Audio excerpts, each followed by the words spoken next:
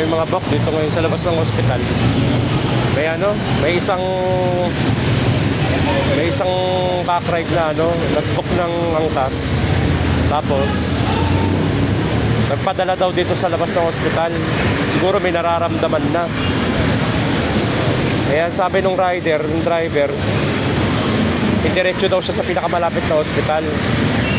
Eh, andito pa lang sa may gate, paliko pa lang yung motor, bumagsak na, bumaldog yung ulo. Eh, ito, binubuhat siya ngayon. Ayan, hinihiga na sa stretcher. Siguro naramdaman nung nag-book na iba na yung pakiramdam niya, kaya nagpadiretso na siya sa ospital. Kaso hindi umabot. Bumagsak na habang angkas-angkas siya. Ayan, binubuhat siya ngayon. Hindi ko malapitan kasi baka mamaya mano ako. Hinihiga na siya sa stretcher. Ayun yung rider, oh, naka-helmet. Driver, kawawa naman. Sana may dala siyang ID para malaman yung pagkakakilala niya, para mapunta ng pamilya. Kaya sa kapwa natin mga biyahero dyan, ingat kayo palagi pag may nararamdaman, huwag tiisin. Pag alam nyo may nararamdaman kayo, huwag tiisin. Ayun siya, sinakay na, oh.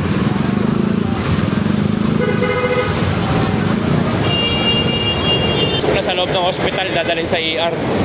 Kawawa naman. Walang maalay eh. Masama nun, medyo mataas pa yung motor ng rider. PCX. Paliko na sila eh. Sabi nung ayon dun sa driver, paliko na sila sa ospital. Biglang ano, sa inuupuan nung pasahero, biglang bumagsak yung angkas. Masama na ito, baka bumaldog yung ulo. Kaya pagkakasabi kasi nung driver, binok siya, parang papasok yata sa trabaho. Pero habang angkas-angkas, sinabi na iba raw yung pakiramdam niya, dalhin daw siya sa pinakamalapit na ospital. Kaya diniretso dito ng driver. Hindi nga lang umabot.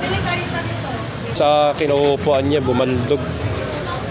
Buti, nasa labas na siya ng ospital. Wala namang kinaganda doon, pero in the other part, swerte pa rin niya kasi malapit na siya sa ospital, na rescuean kagad siya. Kaya dapat ingat lagi.